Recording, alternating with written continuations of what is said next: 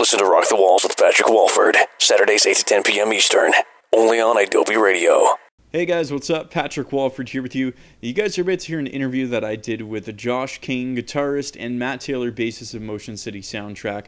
Had a chance to interview these guys in the middle of September when they were at the Philadelphia stop of their 4 albums, 2 nights, 7 cities tour. I did it on the Sunday night, which was when they played Even If It Kills Me and My Dinosaur Life.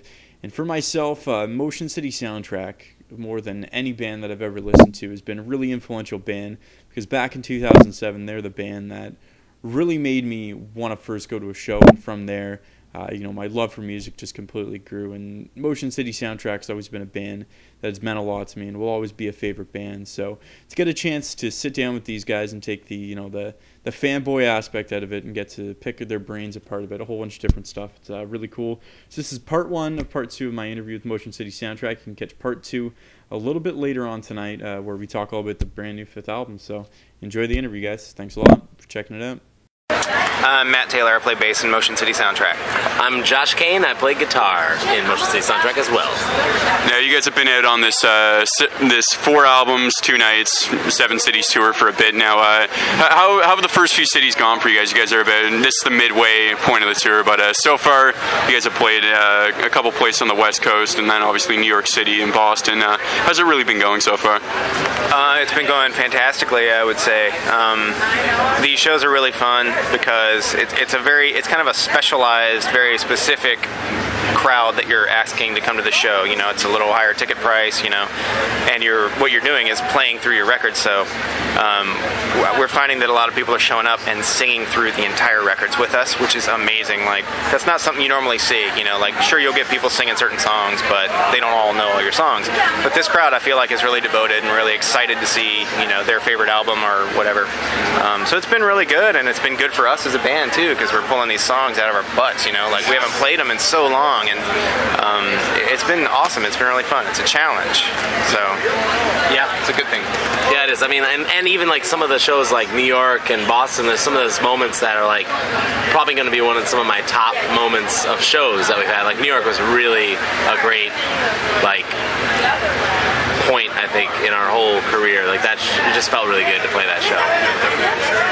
As far as you guys just playing these albums all the way through, you guys have done it a couple times at this point, like a couple years prior, but to really do that, and I mean, obviously, hearing an album in its entirety from front to back in a live setting is a lot different than listening to it in the studio, and for you guys kind of doing it that way and doing it like this, just to do it that way, were there ever any thoughts whatsoever, or you guys kind of thought that different parts in the sets kind of felt a bit at a place or a bit different, just based on you guys maybe wanting to switch stuff up to have certain songs in certain places, or it just obviously it made the most sense to do front to back, but just from taking it from listening it in the studio to doing it front to back live, what's that really been like for you guys in that kind of aspect?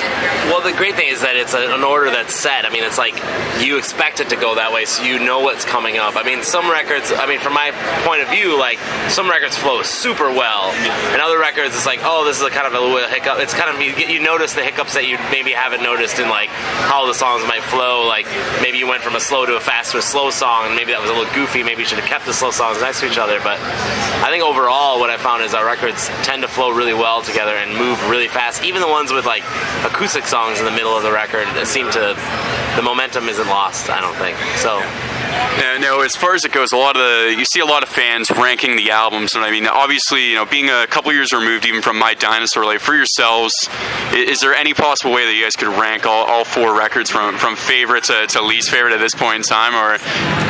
I can't do that. No. Someone asked me something similar the other night, and I was like, I can't even name a favorite record. They're just different, We spend so much time. They're different points in time. They represent something to us. It's not like we're just making stuff that I could throw away in that level, you know what I mean, and call it like, that's not as good as this one. Like, it's like, that's like, I mean, there's songs in our career that we've tried to write and stuff, and you realize later that, oh, that song's not as good. But there's even songs where I think I'm wrong about that. I come back later and, even a song out, we record, and we play it for people, and they respond totally differently than I expect to it.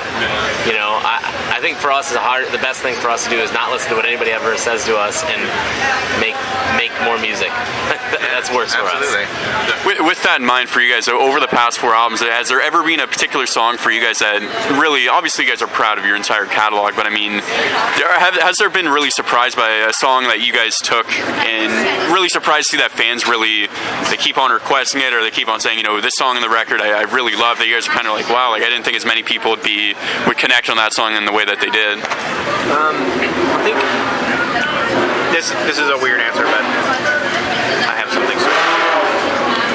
LG Fuad is definitely kind of a fan, like a serious fan favorite, you know, but I get it, because it's kind of like, I think that one, people respond really strongly to that one, just I guess because of the lyrics, I don't know, but...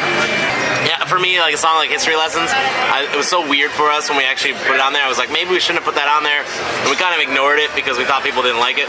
But playing these shows, people really, like, they sing along, they're really into it. It's a lot of fun to play live in this setting, and that's kind of like what the song was originally, that kind of idea, and like it's really cool to actually see it, people actually react all right to it, because I didn't expect that to happen. And just talking about that particular song, when you guys threw up your album for album stream the first time, the wrong version of History Lesson was thrown up the first time around. Exactly, was that just a mistake on the label's part, just having 2 different copies, or what exactly happened there? I think that was just a... What are you talking about? That was just a mistake. Oh, the 2 versions of History Lessons? Yeah. Yeah, one was the original we did with Mark Hoppus, and we wanted to take it a different way. It wasn't ever supposed to be released. Oh, wow. So... For sure. For myself personally, my first ever show was seeing you guys, and that kind of really got me into music. So I mean, for yourselves, what was really the point in time for you guys that made you really want to become a part of a band, or a show that you guys really saw that really stood out and said, this is what I want to do, I want to play in a band someday? I think for me it was Flea from the Red Hot Chili Peppers. Like, I was just obsessed with him and how he played bass. I thought it was so cool, and it was like taking such a background instrument and making it such a foreground thing and a personality that I was like obsessed with it. And I bought a bass and I played bass like every waking moment of my life, until I started writing songs, and then I switched to guitar over time. But yeah, I think that was it. The Red Hot Chili Peppers. I saw the Red Hot Chili Peppers and Smashing Pumpkins and Pearl Jam all play one show together, and I was just like, man, this is awesome stuff. I want to do this. Right. Mine's not as cool, but it's the first I can remember was my granddad used to play guitar and fiddle in a country band, and I was like maybe 4, maybe 5, and we would go see him play, and he would play the solo in Alabama's Mountain Music, and it just brought the place down. Everyone freaked out, and I was like, oh my god, like these people, you know, I mean, I was young, like I had no idea that someone performing something could affect people like that. And I think from early on I just kind of had this thing where I was like, man, like I was a really shy kid, but my granddad was really shy too, and just seeing him behind that instrument making this huge sound and like getting a rise out of people, like I think that affected me. So that's awesome. My earliest memory, you know, of music like that. And as far as just being a part of this band, I mean, for you guys to kind of see over time, you know, back from 2002, where you guys would be going to cities and maybe 20 kids would show up, and you know, every single time you guys come back and multiply to the point where you guys were starting to sell out shows. I mean, has there ever really been a point in time for you guys over this past decade or so that in the current lineup has been together that you guys have just kind of thought, we've made it? We were just talking about this yesterday. I think it's like, you know, for me, my goals are real simple. Like, as a kid, I never wanted to play stadiums or be big. As a musician, that was uncool to me. So things change, obviously, and with the times. But I think it was just about evoking emotional responses from people from stuff that I am a part of. And I think that, I mean, we've achieved so beyond anything that I thought we would be a part of. I mean, people tattoo our album artwork on them. It blows my mind, like, how deep and whatever. And it's like, in our heads, maybe success levels have changed. Like, we're like, oh no, we didn't make as much as this band, or we're not doing as well. Our goals have always been just to survive and make music, and we've achieved that, and we continue to achieve it, and we want to keep achieving that. And I think that's basically where we're at. There's nothing, none of us, you know, or at least most of us don't want to buy like Bentleys or anything like that. We're pretty much most of us. I mean, maybe someone does. I don't want to speak for everybody, but I'm I'm pretty sure that just living life and making music and being a part of this kind of like music community is like all I've ever wanted to do. So.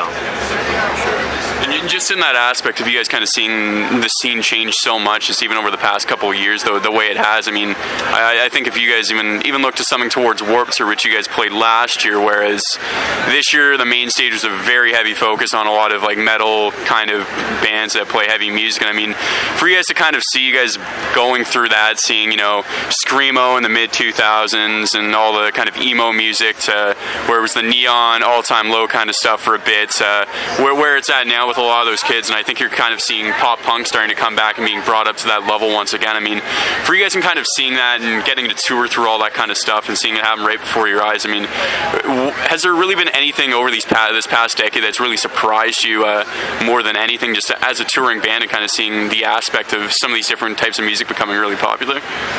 I think that, you know, it's like, I'm not surprised because there's someone that can like anything, and, you know, it's like there's so many people in the world that there's so much music that can be made and people like it. I'm just glad that we were able to survive the ever-changing landscape so far. I mean, who knows? I mean, now there's the whole new dubstep thing that is taking over, and it's a huge thing. It's undeniably going to be big.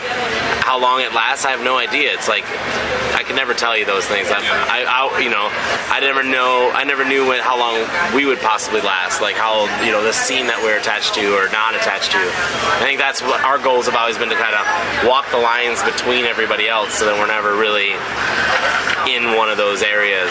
But I don't know. I mean, yeah, I don't want to talk crap about anybody else's music, so like, so I don't know.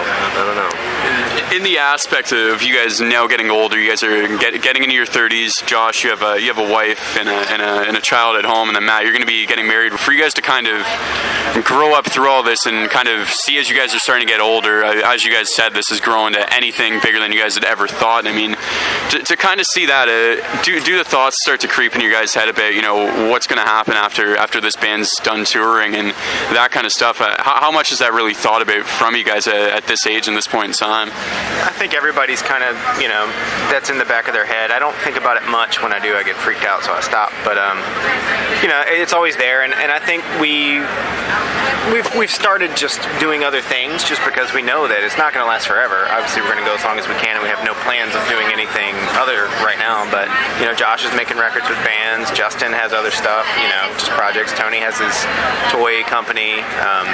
But we all have other interests, which is good, so I don't think it's going to be an issue. It's just, you know, we'll deal with it when the time comes. I think it's also like a thing, like, who knows, you know, at what point Motion City Soundtrack, like, I don't know if we're the kind of band that's going to be like, we're broken up, we're over. It'll definitely be like, maybe it slows down at some point, but I have no idea. But at the same time, if I'm 55, can I really play Future Freaks Me Out on stage? Probably not. I'm not there yet. I'm far from that. I don't know what's coming 5 years from now to 10 years, so, but being a dad, you know, we provide for our families, so as far as like, we're not going to bail on this because we're becoming older people and have responsibilities. No, this is our livelihood, so this is definitely, we'd like to keep it going as long as we possibly can without it being dumb to do that, you know. So I think with our new record and everything, we've just been growing. Like, I think the new sound is like, it's a step forward in the fact that, you know, I don't know, what's my age again? Definitely, for sure. And Matt, just yourself, you know, the other guys within the band, it's been kind of, you guys have been pretty vocal about some of the other stuff that you guys are doing, as far as Josh being a producer, Tony Havoc's toy company, Justin doing Farewell Continental. Yourself, what have you kind of been up to off tours and whatnot? I mean, it's kind of quiet on your front as far as, you know, being kind of public about stuff. I'm the quiet guy, I think, but I mean, I constantly, when I'm home, I'm recording ideas, and not necessarily for this band. I have no idea. Usually for the band, but if they don't work for the band, they're there for something else. But I would love to do music for the rest of my life, however that may work out. I mean, you know, whether that's producing, I'm not sure. But I know that that's what I want to do. It would be really nice to have some sort of studio space and just keep doing it. I know that's vague, but that's where I am at right now. I don't have a clear plan, you know. I just want to keep being creative in some respect. Yeah. Well, Well, right now, guys, we're going to get into a song. When we get back, we'll talk a bit about the brand new album. But so if you guys want to pick a song out there for the listeners to hear, go for it. How about Delirium? Delirium? Go and check it out. These guys are going to be releasing their 5th album early in 2012. This is the Motion City soundtrack with Delirium off the record My Dinosaur Life here on Rock the Walls.